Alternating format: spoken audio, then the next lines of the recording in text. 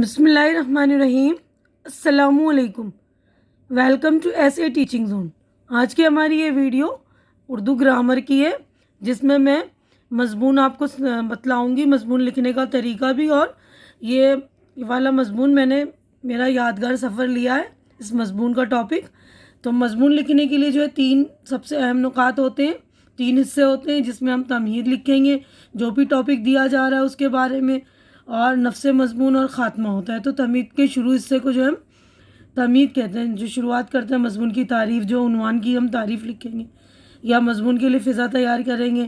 اس کے بعد نفس مضمون یعنی تمہید کے بعد، یعنی جو ہم نے عنوان کے بارے میں لکھا ہے اپنے ٹاپک کے بارے میں، اس کے بعد اصل موضوع بتائیں گے، ہم اپنے خیال پیش کریں گے، اس کو مضمون کا مواد کہتے ہیں۔ اس کے بعد خاتمہ یعنی اپنے خیالات پیش کریں گے، ایک نتیجہ نکالیں گے، اس میں اچھائی یا برائی دونوں ہی ہو سکتی ہے۔ اگر اچھائی کے بارے میں پوچھا تو اچھائی لکھیں گے نا، تو اس طرح مضمون کا خاتمہ کہتے ہیں۔ تو مضمون کی قسمیں بھی بہت ساری ہوتی ہیں۔ ایک مضمون جو ہے بیانیہ ہوتا ہے، تو یہ والا مضمون جو ہے میرا یادگار سفر، یہ بیانیہ ٹائپ ہے۔ تو جیسے میں نے سفر کیا اس کو میں بیان کر رہی ہوں، تو یہ بیانیہ ٹائپ ہوتا ہے۔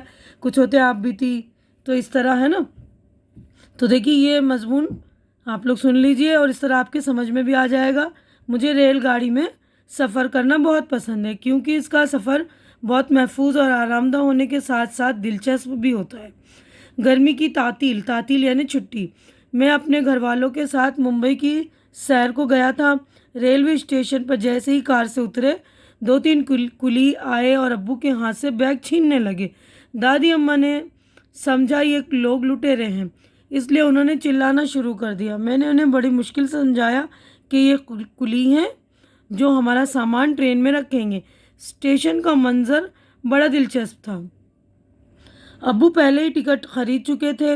ٹرین آئی، ہم اپنے ڈبے میں چڑھ کر اپنی اپنی سیٹ پر بیٹھ گئے۔ میں کھڑکی کے پاس بیٹھا تاکہ باہر کے مناظر سے لطف اندوز ہو سکوں۔ ٹرین چلنا شروع ہوئی۔ کچھ مسافر اپنے سامان کو مناسب جگہ پر رکھنے میں مصروف تھے، کوئی اخبار یا کتاب پڑھ رہا تھا، بعض مسافر باتیں کرنے میں مشغول تھے۔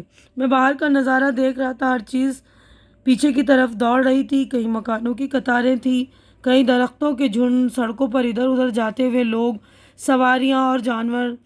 تھوڑی تھوڑی دیر پر اسٹیشن آتا، گاڑی رکتی، کچھ مسافر اتر جاتے تو نئے مسافر سوار ہوتے۔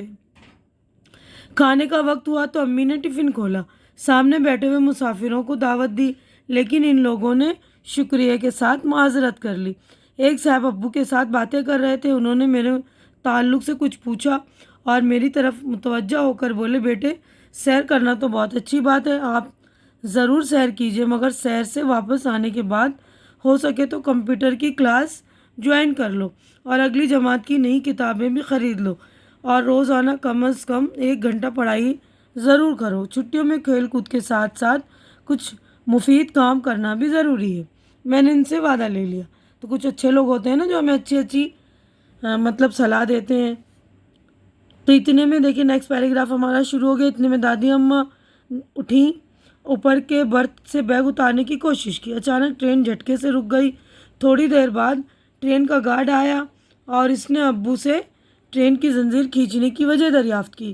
دادی اماں بولی، ارے بیٹا، غلطی سے اس ہینڈل کو میرا ہاتھ لگ گیا تھا۔ ابو نے معذرت کی تو وہ گارڈ واپس چلا گیا۔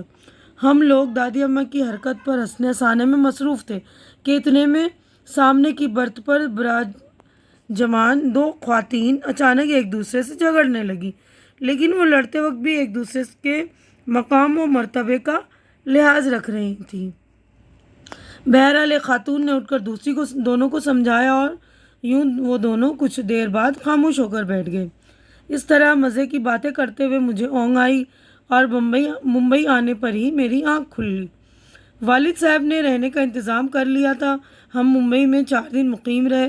اس دوران ہم نے خوب سیر و تفریح کی اور قدرتی مناظر سے خوب لطف اندوز ہوئے۔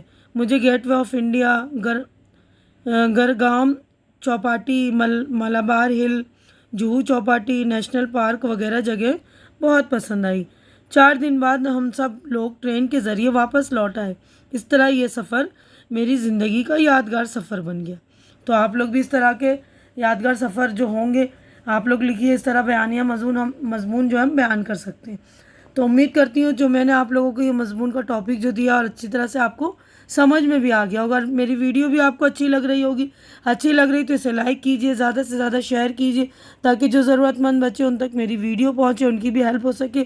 اور میرے چینل کو سبسکرائب کر کے آپ لوگ میری ہیلپ بھی کیجئے، میری حوصلہ افزائی کیجئے۔ ہماری نیکسٹ ملاقات انشاءاللہ نیکسٹ ویڈیو میں ہوگی۔ تب تک کے لیے آپ لوگ اپنا خیال رکھیے، مجھے دعاؤں میں یاد رکھیے۔